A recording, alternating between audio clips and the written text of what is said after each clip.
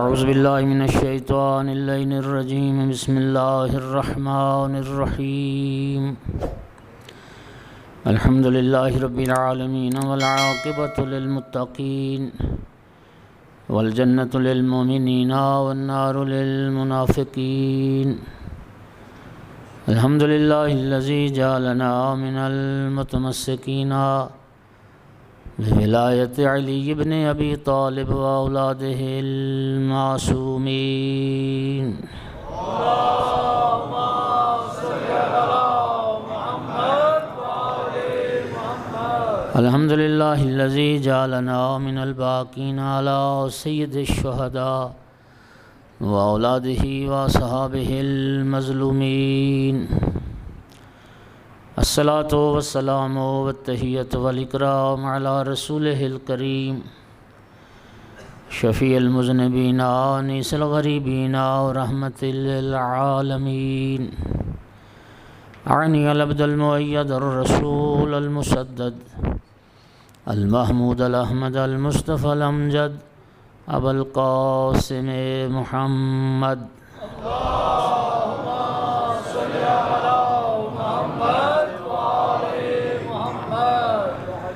ثم الصلاة والسلام والتحیۃ والاکرام علی آلہ الطیبین الطاہرین المعصومین المنتجبین المنتخبین المظلومین واللعنۃ الدائمۃ علی اعدائہم ملعونین من یوم عداوتہم الی قیام یوم الدین وبعد یوم الدین اما بعد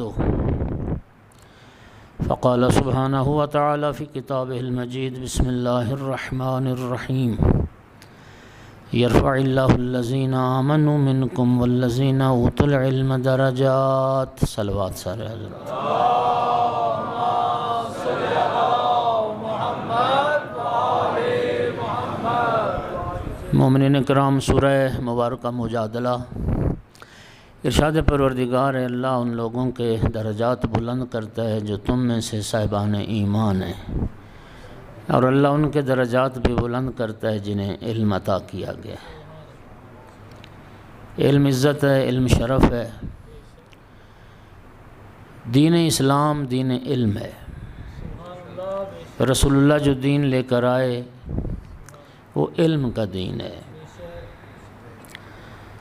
دلیل یہ ہے کہ نبی کریم پر جو سب سے پہلی وحی نازل ہوئی، اس پہلی وحی میں پڑھنے کا تذکرہ ہے، قلم کا تذکرہ ہے، علم کا تذکرہ ہے، اور تقریباً اتفاق ہے فریقین کا کہ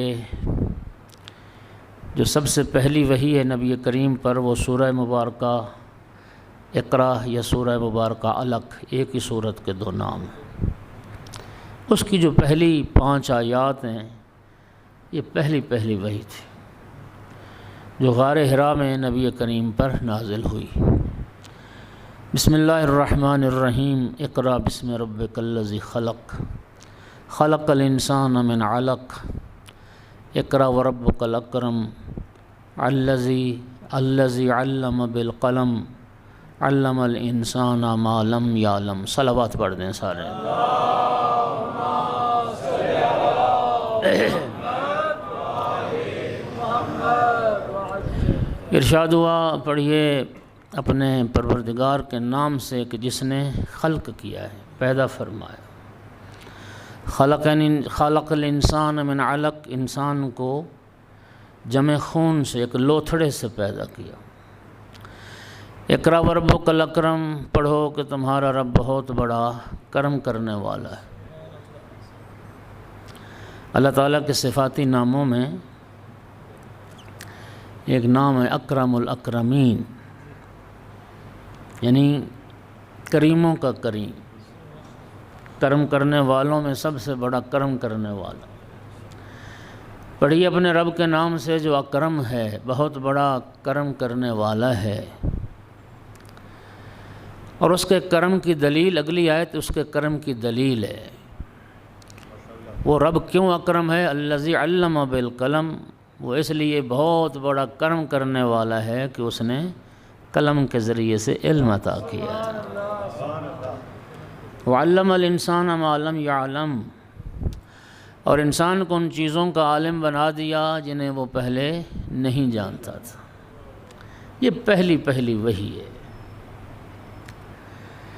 سامعین گرامی، مفسرین نے لکھا کہ اس پہلی وحی میں خداوند عالم نے انسان پر جو دو عظیم ترین نعمتیں کیں، جن دو عظیم نعمتوں سے نوازا، ان دو نعمتوں کا تذکرہ پروردگار نے اس پہلی وحی میں فرمایا۔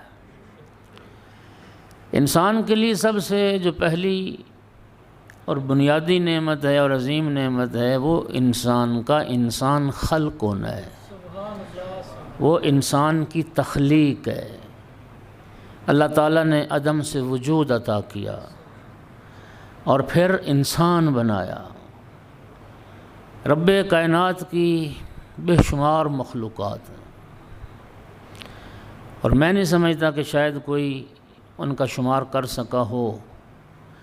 سمندری حیات ایک الگ ہے جی، فضاؤں میں رہنے والی مخلوق الگ ہے، اچھا اسی طرح جنگلی حیات ایک الگ ہے جی، صحراؤں میں رہنے والی مخلوق الگ ہے۔ تو بے پایان مخلوقات ہیں، حیوانات کی دنیا، نباتات کی دنیا، جمادات کی دنیا، جتنی بھی مخلوقات ہیں، اللہ تعالیٰ نے تاج کرامت اولاد آدم کے سر پر سجایا ہے۔ اللہ تعالیٰ نے عزت انسان کو عطا کی ہے۔ اشرف المخلوقات انسان ہے، انسان۔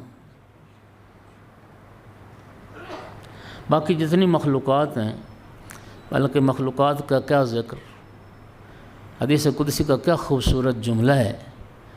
اللہ رب العزت فرماتا ہے، حدیث قدسی ہے، خلقت الاشیاء لاجلک، اے انسان، اے میرا بندہ، میں نے ساری کائنات تیرے لیے بنائی، وخلقتک لاجلی، تجھے میں نے اپنے لیے بنایا۔ تو اشرف المخلوقات انسان ہے، نہ کوئی ڈائناسور ہے، نہ کوئی بڑا حیوان ہے، نہ کوئی بڑا جانور ہے، ہاں جی، انسان سب سے افضل، سب سے افضل۔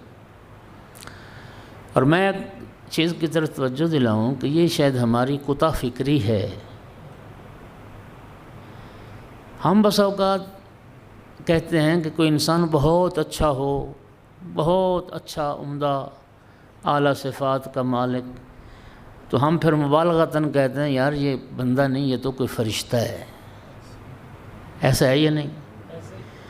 ہم انسان کو اس کی جب فضیلت یا اس کی عظمت کو بڑھا کے ہم بیان کرنا چاہتے ہیں تو ہم اس کو پھر فرشتے سے تعبیر کرتے ہیں، یار یہ کوئی بندہ نہیں، یہ تو کوئی فرشتہ ہے، حالانکہ فرشتہ انسان سے افضل نہیں ہے۔ توجہ چاہ رہا ہوں، کیا خوبصورت حدیث ہے امام جعفر صادق علیہ السلام۔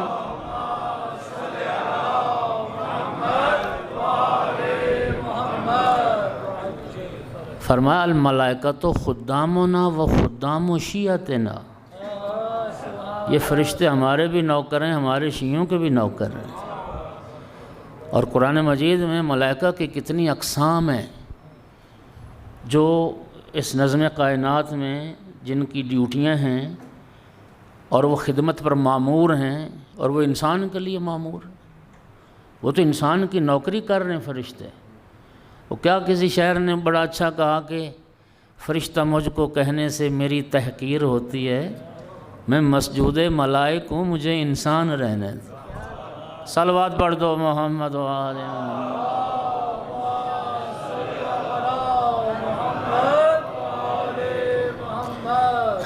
البتہ میں عرض کروں کہ امام جعفر صادق علیہ السلام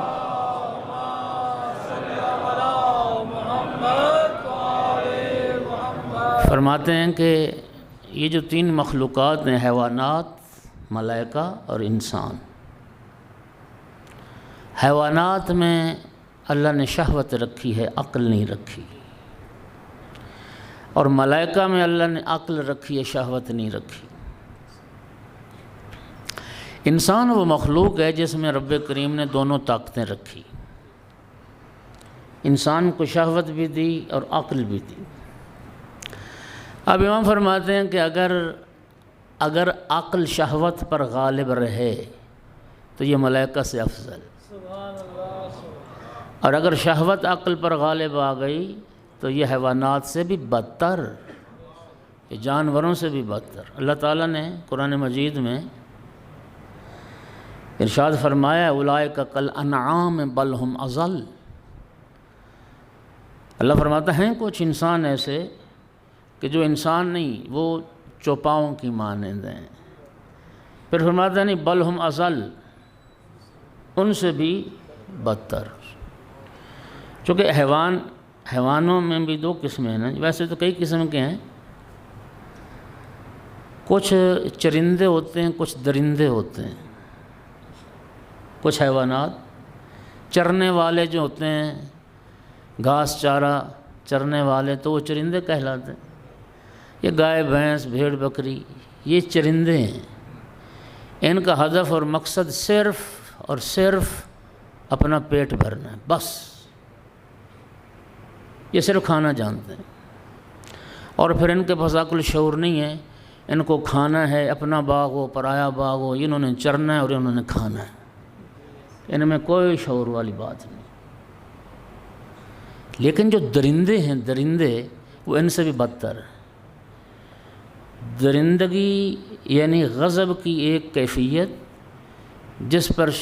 جس پر وہ جھپٹ پڑتے ہیں اپنے شکار پر، اور پھر وہ نہیں دیکھتا درندہ ہاں جی یہ قصوروار ہے قصوروار نہیں ہے، بوڑھا ہے جوان ہے بچہ ہے عورت ہے۔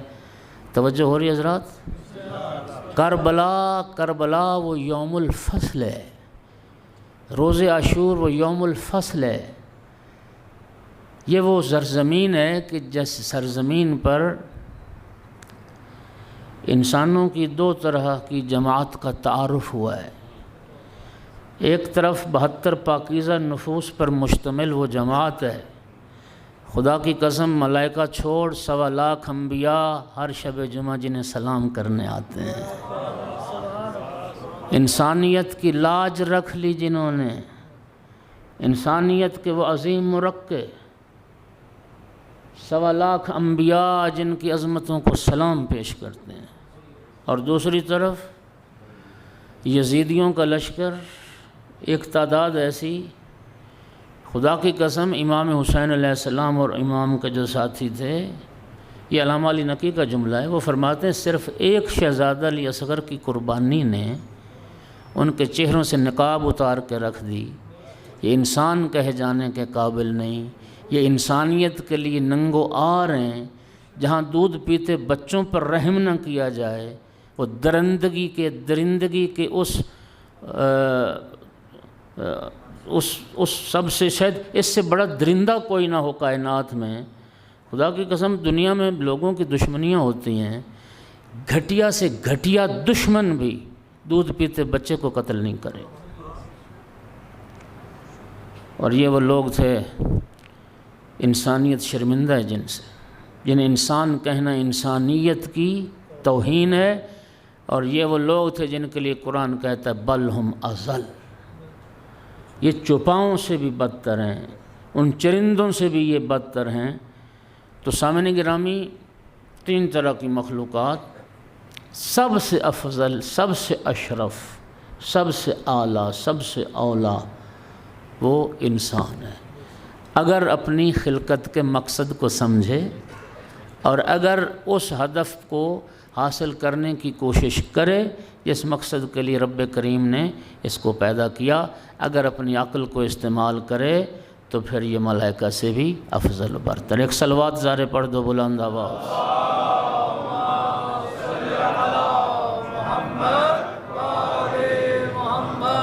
اور اللہ تعالیٰ نے علم کے حوالے سے میری گفتگو، اللہ تعالیٰ نے حضرت آدم علیہ السلام کو اگر مسجود ملائکہ قرار دیا ہے اور ملائکہ کو حکم دیا ہے کہ سجدہ کرو، آدم کو کس بنیاد پر مسجود قرار دیا؟ علم کی بنیاد۔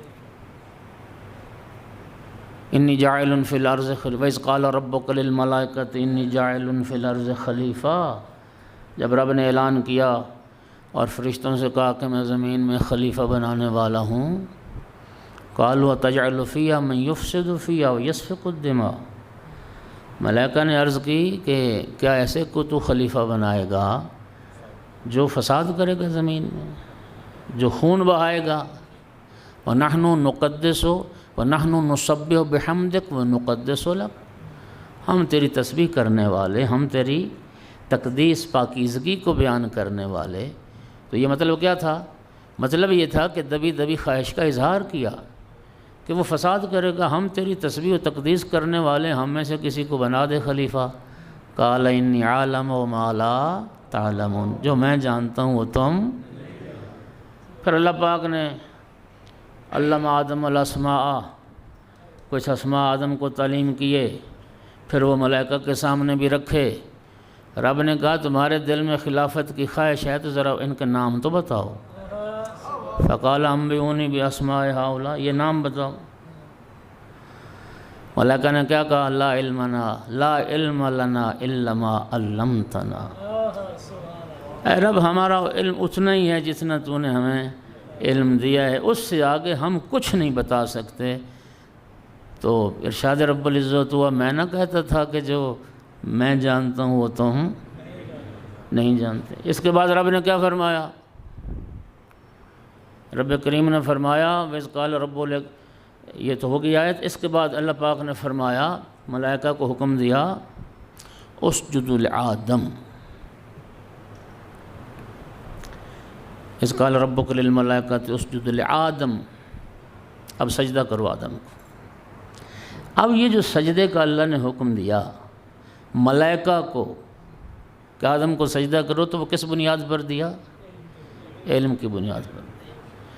اور رب کریم نے کائنات میں پہلے خلیفہ کی خلافت کی جو شرط بیان کی ملائکہ کے سامنے، وہ علم ہے۔ یعنی رب کریم نے یہ پہلے دن ہی فیصلہ کر دیا، ابھی آدمیت تو آدم سے چلے گی نا۔ آدم جب خلق ہو رہے تھے اور خلیفہ بنا رہا تھا پروردگار، تو رب نے فیصلہ کر دیا خلیفہ جاہل نہیں ہو سکتا، جو عالم ہوگا وہی خلیفہ۔ علم خلافت کے لیے بنیادی شرط۔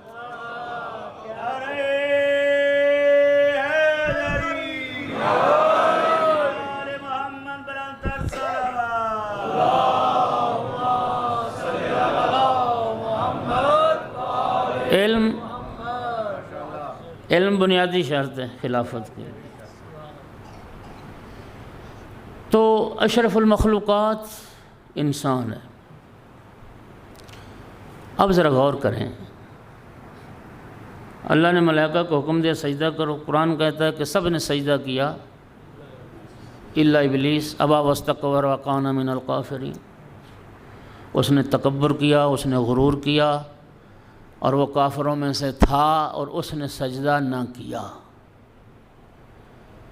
اللہ رب العزت نے ارشاد فرمایا یا ابلیس ما معنی کا اللہ تسجد اذ امرتک، اے ابلیس تجھے کس چیز نے روکا جبکہ میں نے تجھے حکم دیا کہ سجدہ کر، تو نے کیوں نہ کیا؟ یہ جملے میرے نہیں، علامہ علی نقی کے جملے ہیں۔ وہ فرماتے ہیں کہ ابلیس رجیم ہے، لعین ہے، دھتکارا ہوا ہے، جو مرضی کہہ لو ابلیس کو، آپ مشرک نہیں کہہ سکتے ابلیس کو۔ آپ نے لطف نہیں لیا اس جملے کا؟ فرماتے ہیں ابلیس کو آپ مشرک نہیں کہہ سکتے، ہے توحید پرست، اور اتنا بڑا موحد ہے، اتنا بڑا توحید پرست ہے کہ رب کے حکم سے بھی رب کے غیر کو سجدہ کرنے کو تیار نہیں۔ عجیب ہے نا؟ 6000 سال عبادت کی اس نے، 6000 سال، کہنا آسان ہے یار۔ اللہ پاک نے فرمایا جس کو میں نے سجدے کا حکم دیا، جب میں نے حکم دیا تو نے کیوں نہ سجدہ کیا؟ اب اس کا جواب سنیے، کہتا ہے کہ انا خیر منہ، جس کو سجدے کے لیے تو کہہ رہا ہے میں تو اس سے بہتر ہوں. خلقتنی من نار، بہتری کی دلیل کیا دے رہا ہے؟ خلقتنی من نار وخلقتہ من طین، مجھے تو نے آگ سے بنایا اور اس کو تو نے مٹی سے بنایا. آگ بلندی کی طرف جاتی ہے، خاک پستی کی طرف جاتی. تو در حقیقت اس نے اللہ تعالیٰ کی عدالت پر اعتراض کیا ہے. اعتراض اس کا سمجھ گیا، اعتراض گویا یہ کر رہا تھا میں بلند ہوں اور یہ خاک ہے، یہ پست ہے، اور بلند کو پست کے آگے جھکنے کا حکم دے رہا. توجہ چاہو، ایک صلوات پڑھیے ذرا سارے حضرات.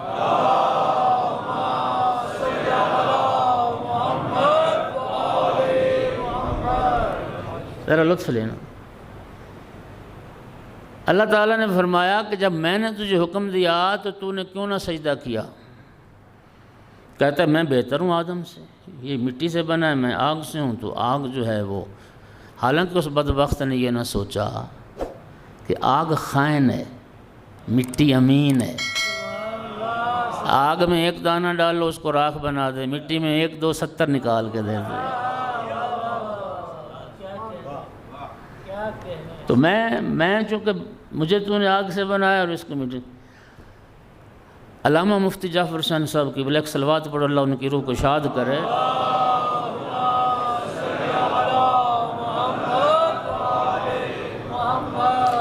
انہوں نے بڑے کمال کا نقطہ اٹھایا. ملائکہ نے کیوں نہ اعتراض کیا؟ انہوں نے تو فوراً چپ کے سجدہ کر لیا سب نے، اور اس نے کیوں کیا؟ اگر دیکھا جائے تو ملائکہ اعتراض کرتے تو شاید کوئی اعتراض بنتا بھی تھا. ملائکہ کہتے ہم نور ہیں، یہ خاک ہے، خاک نور کی بڑی بحث رہی ہے مومنوں میں. صلوات تو پڑھ دو سارے حضرات.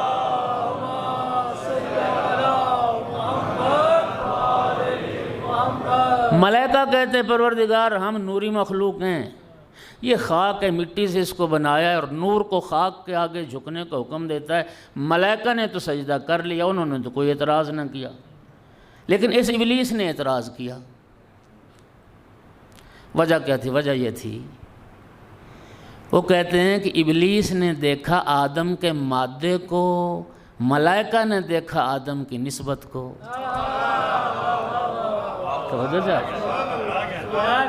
ابلیس نے آدم کا مادہ دیکھا، مٹی ہے. ملائکہ نے مٹی نہیں دیکھی، مادہ نہیں دیکھا، نسبت دیکھا. چاہے خاک ہے تو خلیفۃ اللہ ہے، تو اللہ کا خلیفہ، اس کی نسبت خلافت الہی پر وہ فائز ہے. نسبت کو دیکھا. فرماتے تھے کہ خدا کے لیے فرشتوں والی سوچ پیدا کرنا، ابلیس والی سوچ پیدا نہ کرنا. اب فرشتوں والی سوچ کیا ہے اور ابلیس والی سوچ کیا بتا دیا. جو مادے کو دیکھ کے اعتراض کرے وہ ابلیس والی سوچ ہے. یہ علم کیا ہے؟ کپڑا اور لکڑی اٹھائے پھرتے ہیں. یہ تعزیہ کیا ہے؟ لکڑی اور گتے اور کاغذ لگا کے اٹھائے پھرتے ہیں. اور سامعین گرامی، مادہ نہ دیکھو، نسبت دیکھو. اگرچہ کپڑا ہے لیکن نسبت تو اس علم سے ہے.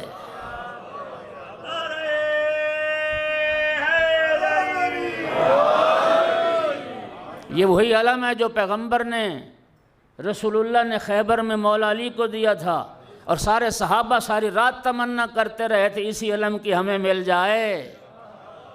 پھر وہی علم ہے، وہی وارث علی حیدر کرار کے فرزند تھے جنہیں امام حسین علیہ السلام نے روز عاشور علم دیا تھا. اس علم کی نسبت اس علم سے ہے. اور یاد رکھیے تعزیہ کیا ہے؟ اس کی نسبت قبر سید الشہداء سے ہے. اور نسبتیں ہی احترام لاتی ہیں، نسبت سے ہی احترام پیدا ہوتا. مجھے ایمان سے بتاؤ، ایک ہی کارخانے کی بنی ہوئی 2 ٹائلیں ہوتی ہیں، ایک مسجد میں لگا دیتے ہو، ایک واش روم میں لگا دیتے ہو. توجہ چاہ رہا ہوں، جہاں واش روم میں لگ گئی وہ نجس کر دینے کے قابل ہو جاتی ہے، اور جو مسجد میں لگ گئی حالت نجاست میں قدم رکھنا حرام ہو جاتا ہے. جو بلند سے منسوب ہو گئی وہ بلند ہو گئی، جو پست سے منسوب ہو گئی وہ پست ہو گئی تو فرشتوں والی سوچ پیدا کرو، نسبت کو دیکھا کرو، مادے کو نہ دیکھا کرو۔ صلوات پڑھ دو محمد والے۔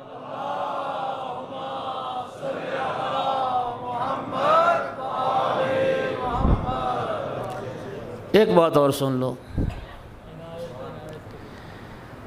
یہ تھا تو جنوں میں سے، آپ پڑھیں تاریخ اسلام کو پڑھیں تو اس زمین پر پہلے جنات تھے۔ یہ جو اس نے کہا تھا تجعل فیہا من یفسد فیہا ویسفک الدماء، تو کہ جنات قتل و غارت اور ان کی خون ریزیاں فرشتے دیکھ چکے تھے، انہوں نے سوچا کہ پھر بھی ایسی کوئی مخلوق بنیں گی جو زمین پہ یہ کریں گے، تو انہوں نے اس لیے کہا تھا۔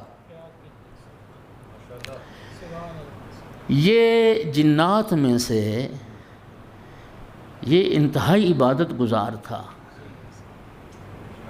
لطف لینا، اللہ تعالیٰ نے پھر سارے جنات تو سارے وہ ہلاک ہو گئے، دنیا وہ ختم ہو گئی، اس کو اللہ پاک نے اٹھایا اور بزم ملائکہ میں اس کو جگہ دے دی، اور اتنا بلند مقام اس نے پایا کہ معلم ملکوت قرار پایا، معلم ملائکہ قرار پایا۔ اللہ اکبر! کہاں سے اٹھایا پروردگار نے؟ بزم ملائکہ میں پہنچا دیا۔ بزم ملائکہ کی صحبت، فرشتوں کی بزم ملائکہ میں رہتا ہے، اللہ کی بندگی عبادت کرتا ہے۔ ہم تو آج تک اس ابلیس کو فرشتہ ہی سمجھتے، اگر آدم والی حضرت آدم کی خلافت والا واقعہ پیش نہ آیا ہوتا، اگر آدم علیہ السلام کی خلافت کا واقعہ پیش نہ آتا تو ہم تو اسے آج بھی فرشتہ ہی سمجھتے۔ فرشتوں کی بزم میں رہتا تھا، فرشتوں کی صحبت میں رہتا تھا۔ اس کا معنی یہ ہوا کہ ابلیس خلافت کے واقعے سے پہلے نہیں پہچانا جاتا، خلافت کے واقعے کے بعد پہچانا۔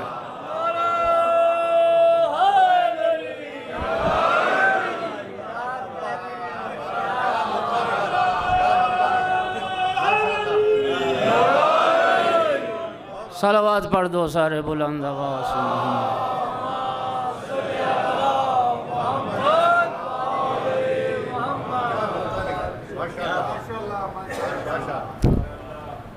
پھر بھی صلوات پڑھ دو سارے۔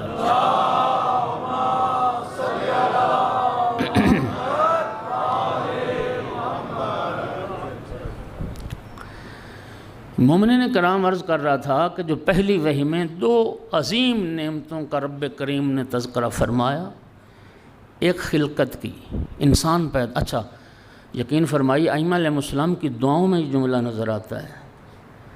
ائمہ علیہ السلام، آل رسول بھی حمد کرتے نظر آتے ہیں، میرا اللہ تیرا شکر ہے تو نے ہمیں انسان بنایا۔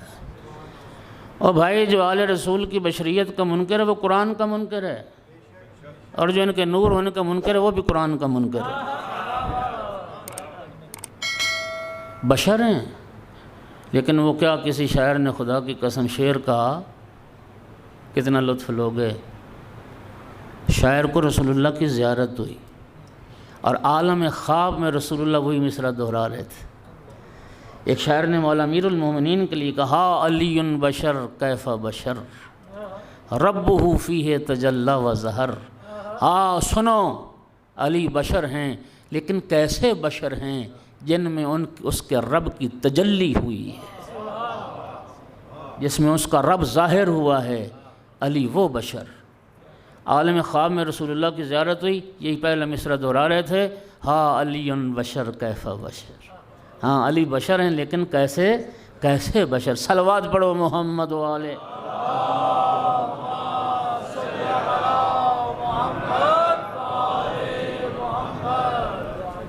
ائمہ حمد کرتے نظر آتے، اللہ تیرا شکر ہے تو نے ہمیں انسان بنایا۔ پتہ نہیں وہ بیچارے کیسے بد نصیب لوگ تھے جو کہتے تھے میں انسان نہ ہوتا میں دمبا ہوتا، لوگ مجھے چارہ ڈالتے، موٹا کرتے، ذبح کرتے، کباب بنا کے کھا کے نکال دیتے۔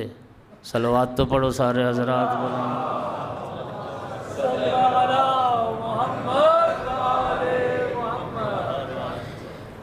اللہ تعالیٰ نے پہلی نعمت تخلیق ہے، خلقت انسان پیدا ہونا، اور دوسری خلقت کے بعد جس عظیم نعمت کا تذکرہ فرمایا وہ علم ہے،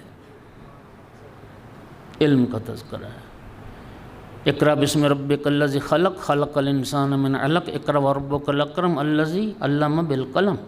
اور مفسرین نے لکھا ہے کہ اگر خلقت انسانی کے بعد انسان کے لیے علم سے بڑھ کر کوئی اور نعمت ہوتی تو اللہ تعالیٰ اس کا تذکرہ کرتا۔ خلقت کے بعد علم کا تذکرہ دلیل اس بات کی کہ رب کریم کی نگاہ میں انسان کی تخلیق کے بعد اس کے لیے سب سے جو بڑی نعمت ہے وہ علم کی نعمت۔ پھر ان پہلی 5 آیات میں، اس پہلی وحی میں اللہ تعالیٰ نے انسان کی 2 حالتوں کا تذکرہ کیا ہے، ایک انسان کی پستی کی حالت اور ایک انسان کی بلندی کی حالت۔ جب پستی کی حالت کا تذکرہ کیا تو کیا فرمایا؟ خلق الانسان من علق، ایک لوتھڑا تھا خون کا، ایک جمع ہوا خون تھا، ایک قابل کراہت، ایک قابل نفرت، یعنی یہی انسان ایک منزل پر خون تھا۔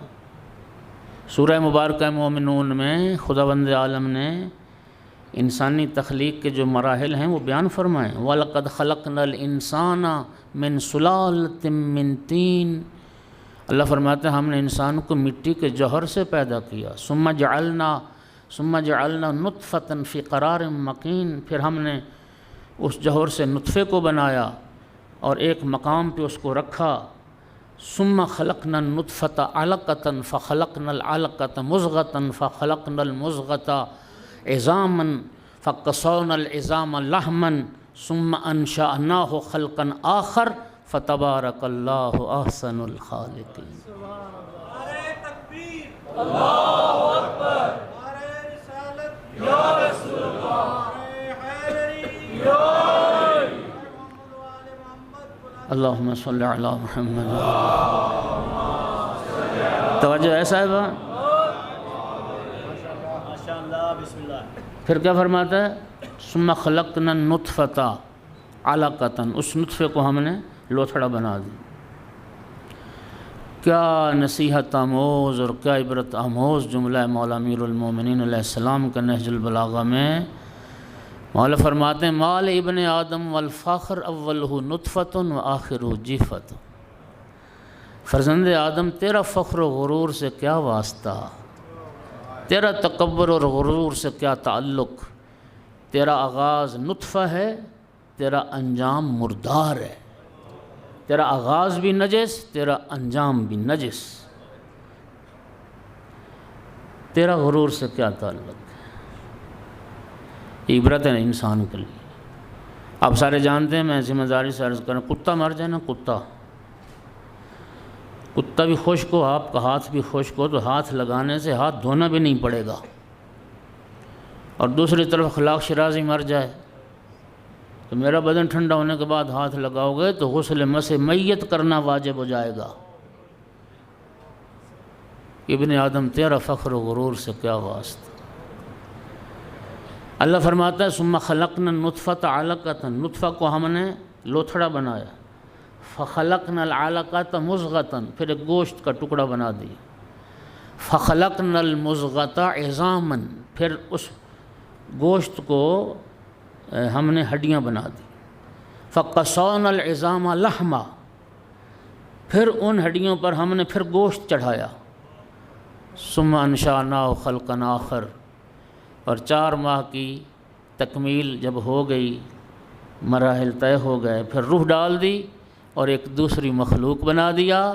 پھر اللہ تعالیٰ خود کو لائق مبارکباد سمجھتے ہوئے خود کو مبارک دے رہا ہے، فتبارک اللہ احسن الخالقین، لائق مبارکباد ہے وہ اللہ جو خوبصورت ترین تصویریں بنانے والا ہے۔ صلوات پڑھ دو محمد و آل محمد کی ذات۔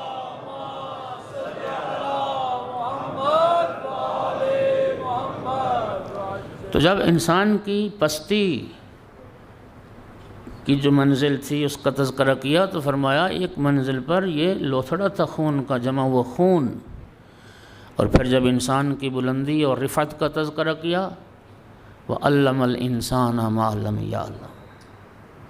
فرمایا ہم نے انسان کو ان چیزوں کو پھر عالم بنا دیا جنہیں وہ پہلے، یہ انسان کی علم، انسان کی عزت و رفعت۔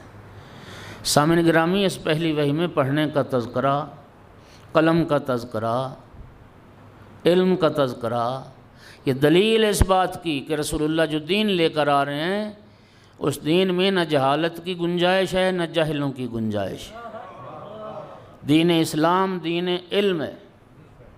لیکن وہ کیا کسی شاعر نے کہا، دیکھیے اقوام عالم کے مقابلے میں جو عالمی اعداد و شمار ہوتے ہیں، اقوام عالم کے مقابلے میں جاہل ترین قوم مسلمان گنے جاتے ہیں۔ مسلمان سب سے جاہل، یہودی کہاں پہنچ گئے، مسیحی کہاں پہنچ گئے، چلو وہ تو اہل کتاب ہیں، یہ چین جاپان کوریا والے اہل کتاب بھی نہیں، وہ علم و ٹیکنالوجی کے میدان میں کہاں چلے گئے۔ کیا کسی شاعر نے خوب کہا تھا کہ افسوس افسوس تعلیم و ترقی میں ہے پیچھے، جس قوم کا آغاز ہی اقرا سے ہوا تھا۔ جس قوم کا آغاز ہی اقرا سے ہوا تھا وہ اس وقت سب سے علمی میدان میں پیچھے۔ ایک صلوات پڑھ دو سارے حضرات بلند آواز۔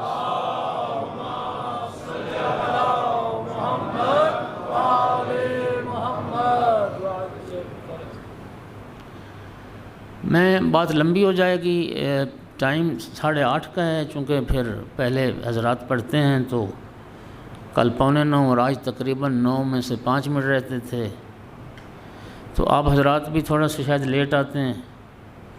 ہاں جی، پتہ نہیں آپ کو دیکھ کے لیٹ کر رہے ہیں یا آپ ان کی وجہ سے لیٹ ہوتے ہیں، مجھے نہیں سمجھ آ رہی۔ ہاں، اصل میں نا آخری جو مجلس ہوگی نا جی، اس میں نے رات یہاں پڑھ کے پھر ادھر وہ پنچھڑکی جا کے پڑھنا ہے، تو اس میں تو ٹائم بہت محدود ہوگا، تو آپ تھوڑی سی محبت اور شفقت فرمائیں کہ کم از کم 8:15 تک آپ تشریف لے آئیں۔ اللہ آپ کو سلامتی دے۔ ایک صلوات سارے پڑھیے بلند آواز۔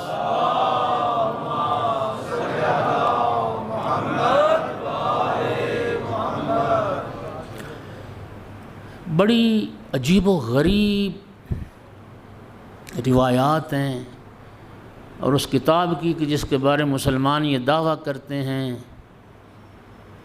کہ اصح الکتب بعد کتاب الباری، یہ ان کا دعویٰ ہے۔ اللہ کی کتاب کے بعد سب سے دنیا میں جو صحیح ترین کتاب، اس میں روایت ہے جبرائیل جب آیات لے کے آئے نا، کہا اقرا، رسول اللہ فرمایا ما انا بقارن، میں تو پڑھنا جانتا ہی نہیں۔ جبرائیل نے یوں نبی کریم کو سینے سے لگا دبایا، یہ لفظ ہیں روایت کے، پڑھ لیجیے، ترجمہ کر لیں۔ وہ کہتے ہیں نا جس طرح نچوڑ کے رکھ دینا کسی چیز کو، سرکار فرماتے ہیں گویا میرے بدن سے جان نکل گئی، مجھے چھوڑا، پھر کہا پڑھو، کہا میں تو نہیں پڑھنا جانتا۔ اس نے دوسری دفعہ جبرائیل نے پھر سرکار کو اسی طرح سے دبایا، پھر چھوڑا، تیسری دفعہ پھر کہا پڑھو، کہا میں تو نہیں جانتا پڑھنا۔ جبرائیل نے پھر تیسری دفعہ ایسے ہی کیا۔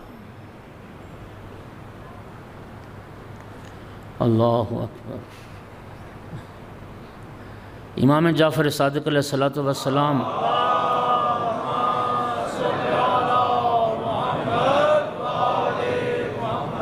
یہ حدیث مبارک آقا فرماتے جبرائیل علیہ السلام جب بھی بارگاہ رسالت میں حاضر ہوتے تھے رسول اللہ کے سامنے یوں بیٹھتے تھے جیسے غلام آقا کے سامنے بیٹھتا۔ اب رسول اللہ کا بدن کانپ رہا ہے، ہاں جی، کپ کپی طاری ہو گئی، ڈر گئے، گھبرا گئے، اور غار حرا سے اترے، خدیجہ کے پاس آئے، زملونی، جلدی کرو خدیجہ، مجھے کمبل اوڑھاؤ، بس میں آج مرنے والا ہوں۔ بی بی نے تسلی دی، نہیں آپ تو یتیم پرور ہیں، آپ تو فقراء اور مساکین کی مدد کرتے ہیں، آپ تو مظلوموں کے داد رس ہیں، آپ کو کچھ نہیں ہوگا، آپ گھبرائیں نہیں۔ وہ کمبل لے کے لیٹ گئے، پھر کچھ دیر کے بعد حالت سنبھلی تو جناب خدیجہ اپنے چچا زاد کے پاس لے گئیں۔ ورقہ بن نوفل آسمانی کتابوں کا عالم تھا، تو کہا کہ میرے شوہر کی تو یہ حالت ہوئی۔ وہ مسیحی ورقہ کہہ رہا ہے گھبراتے کیوں، آپ تو اللہ کے رسول ہونے والے ہیں۔ یہ تو وہی جبرائیل فرشتہ تو تھا جو موسیٰ کے پاس آتا تھا۔ صلوات تو پڑھو سارے حضرات بولیں کیا؟ اس ورقہ کو پتہ ہے کہ یہ اللہ کے رسول ہیں، وہ جبرائیل ہے، اور جس کے پاس وحی آ رہی ہے اور بے ست آغاز ہو رہا ہے رسالت کو، اس کو پتہ ہی نہیں کہ میرے ساتھ صلوات پڑھو سارے حضرات بلند آواز سے۔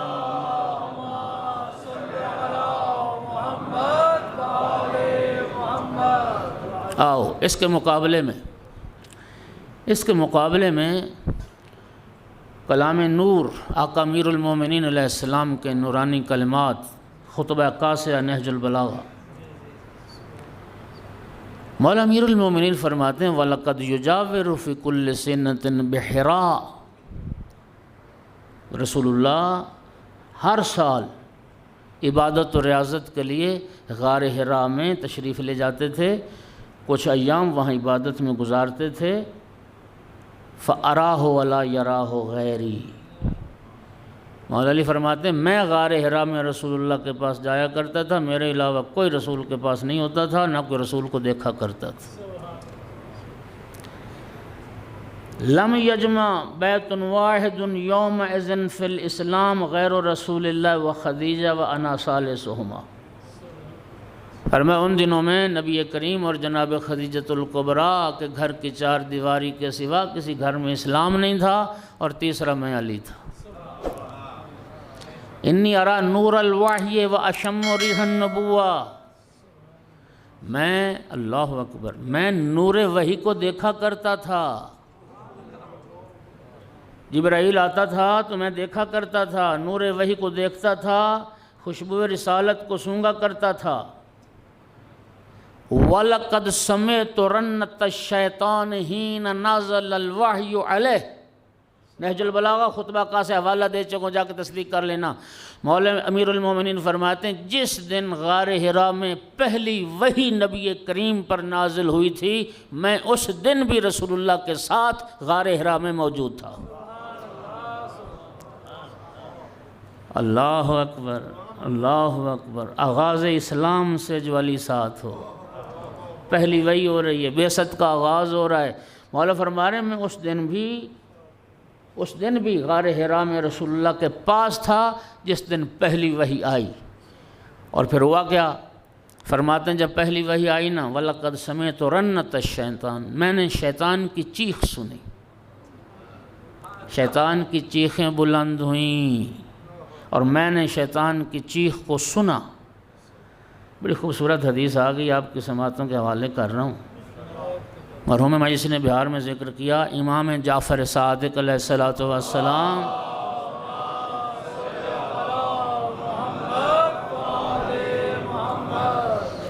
ارشاد فرمایا ان ابلیس رن 4 رنات،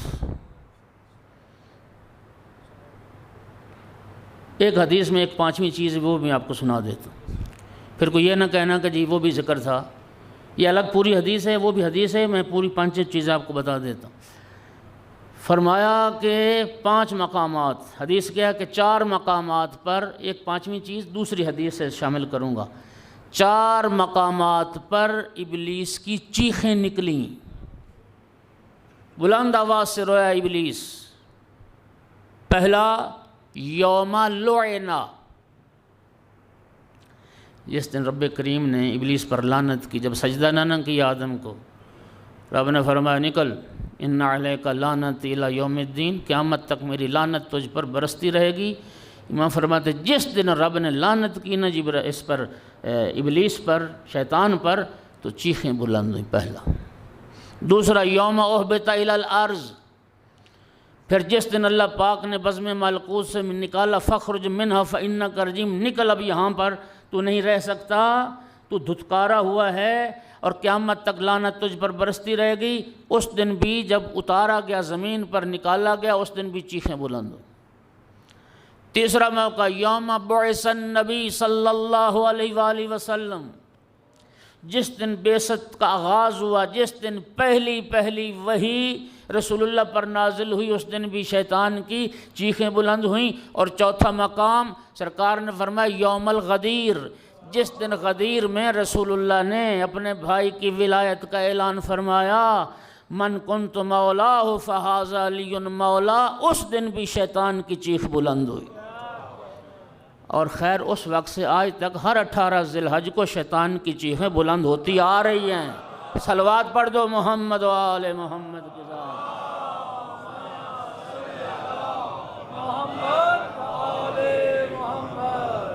ہر عید غدیر پہ شیطانوں کی چیخیں بلند ہوتی۔ مولا امیر بھی فرمانے نہج البلاغہ میں جب پہلی وحی نازل ہوئی تو شیطان کی چیخ بلند ہوئی، میں نے چیخ کو سنا۔ فقلت یا رسول اللہ ما هذه الرنۃ، میں نے عرض کیا رسول اللہ یہ چیخ کیسی ہے؟ آقا نے فرمایا ھذا الشیطان قد ایس من عبادتہ، یا علی یہ شیطان کی چیخ تھی جو آج کے بعد اپنی عبادت کروانے سے مایوس ہو۔ اس کے بعد سرکار نے فرمایا یا علی انک تسمع ما اسمع وترى ما ارى، یا علی جو کچھ میں سنتا ہوں وہ تو بھی سنتا ہے، اور جو کچھ میں دیکھتا ہوں وہ تو بھی دیکھتا ہے۔ الا انک لست بنبی ولکنک وزیر، یا علی تجھ میں اور مجھ میں فرق صرف اتنا ہے تیرے پاس نبوت کا عہدہ نہیں ہے، لیکن نبی کا وزیر بھی تو ہے، میرا جانشین بھی تو ہے۔ سامعین گرامی، رسول اللہ کی جانشینی کا فیصلہ تو اسی دن ہو گیا تھا جب پہلی وحی نبی کریم پر نازل ہوئی تھی، رسالت کا آغاز ہوا تھا۔ رسالت کے آغاز کے ساتھ جانشینی کا فیصلہ رسول نے کر دیا تھا کہ یا علی میرا وزیر تو ہے، میرا جانشین تو ہے۔ اب سقیفہ میں کسی اور کام کے لیے جانا، رسول اللہ کی جانشینی کے لیے نہ جانا۔ صلوات پڑھ دو محمد و آل محمد کی ذات۔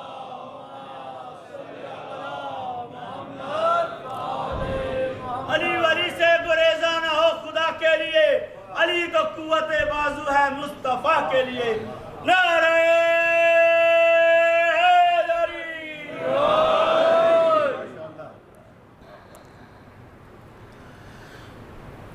عزادارو، جب جنگ خیبر کا اختتام ہوا،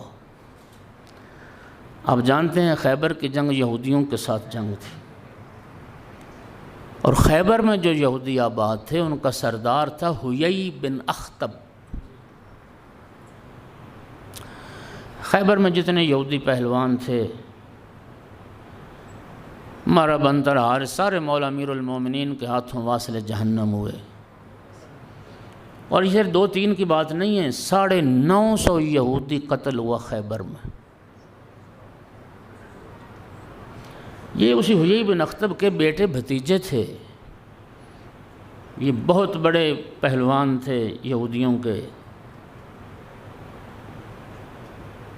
خیبر فتح ہو گیا، یہودی پہلوان مارے گئے، یہودی عورتیں کنیزیں بنا لی گئیں۔ ان میں اسی حیی بن اخطب سردار کی بیٹی تھی صفیہ، جو بعد میں ام المومنین صفیہ بنی، جنہیں رسول اللہ نے اپنی زوجیت کا شرف عطا کیا۔ آپ سرچ کر لینا، یہی وجہ ملے گی کہ ایک یہودی کی بیٹی کو رسول اللہ نے اپنی زوجیت کا شرف کیوں عطا کیا۔ یہ 17 سال اس کی عمر تھی، یہ یہودیوں کی شہزادی تھی۔ مرا بنتر حارث اس کے بھائی اور اس کے قریبی عزیز لگتے تھے۔ جناب بلال حبشی ان یہودی عورتوں کو قید کر کے نبی پاک کی خدمت میں لے آئے۔ رسول اللہ کی نگاہ جب صفیہ پر پڑی تو سرکار نے دیکھا کہ اس کی حالت غیر ہے، رو رو کے آنکھیں اس کی سرخ ہیں، چہرہ اس کا زخمی ہے۔ نبی کریم نے فرمایا صفیہ تمہاری حالت غیر ہے، کسی مسلمان نے کوئی زیادتی تو نہیں کی؟ کہتی نہیں اللہ کے رسول، کسی مسلمان نے مجھے کچھ نہیں کہا۔ جناب بلال کی طرف اشارہ کر کے کہتی یہ شخص جو مجھے قید کر کے لایا ہے اس نے مجھے وہاں سے گزارا ہے جہاں میرے بھائیوں کی لاشیں پڑی ہوئی تھیں۔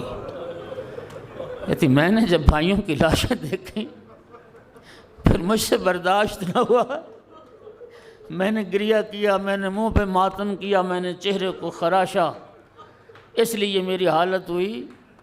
نبی کریم نے ناراحت ہو کر بلال سے فرمایا بلال کبھی بہنوں کو بھی بھائیوں کی لاشوں پر سے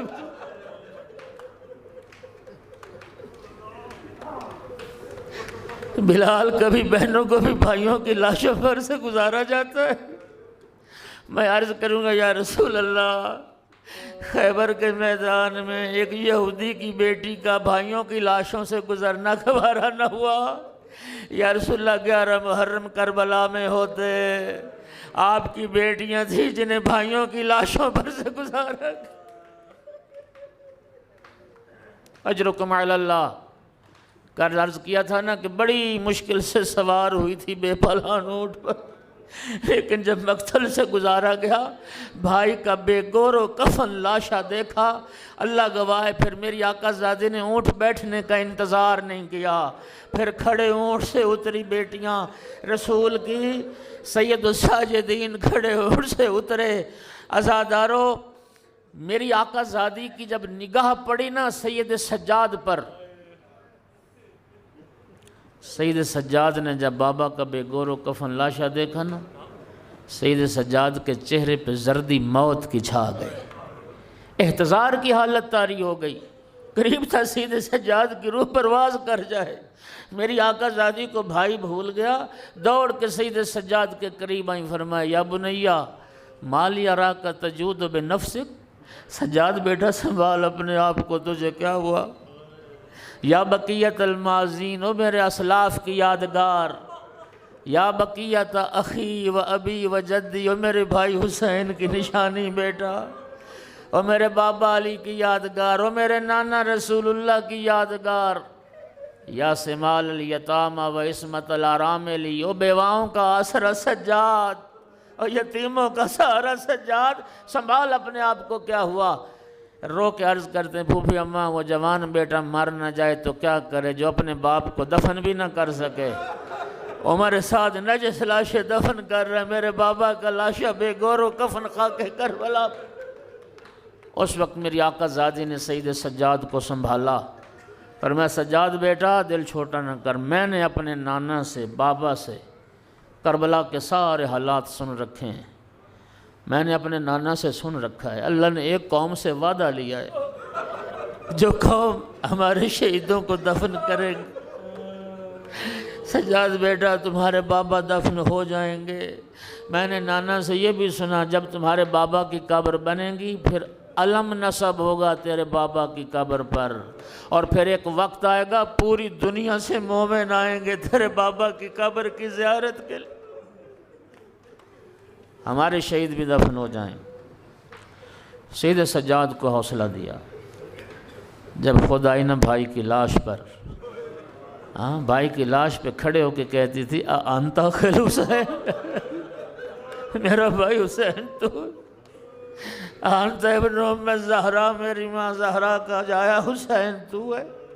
رخ پھر گیا مدینہ کی طرف، یا جدہ صلی علیکہ ملائکۃ السماء، نانا آپ پہ تو آسمان کے فرشتے درود پڑھتے تھے، ھذا حسین بالعراء، نانا یہ آپ کا حسین ہے جو خاک کربلا پر مقطع الاعضاء، جس کے اعضاء بھی قطع کر دیے گئے، مسلوب الامامۃ والرداء، جس کا لباس بھی لوٹ کر لے گئے، اور پھر دو درد بھرے جملے، یا جدہ ذریتوں کا مقتلہ و نسلوں کا ضائع، نانا آپ کی اولاد کو بے دردی سے قتل کر دیا، نانا آپ کی نسل کو برباد کر دیا گیا، وہ بناتوں کا سب آیا، نانا دیکھ تیری بیٹیوں کے ہاتھوں میں رسیاں پہنا دی، تیری بیٹیوں کو قیدی بنا لیا گیا، اجرکم علی اللہ، اجرکم علی اللہ۔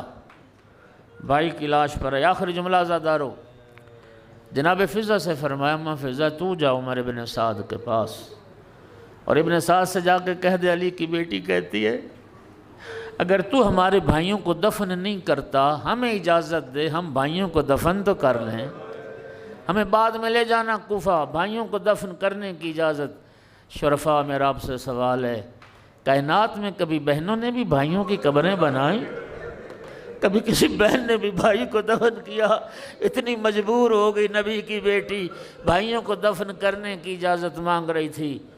جا فضا ابن سعد سے کہہ دے اگر تو ہمارے بھائیوں کو دفن نہیں کرتا، ہمیں بھائیوں کو دفن کرنے کی اجازت دے دے، اس کے بعد ہمیں لے جانا کوفہ۔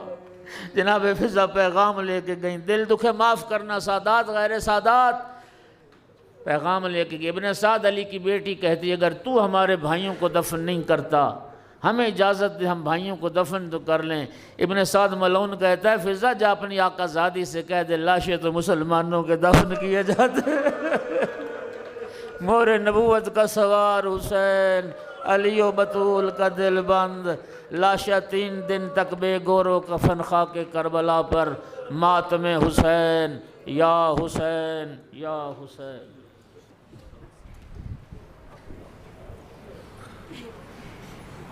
یا حسین یا حسین یا حسین یا حسین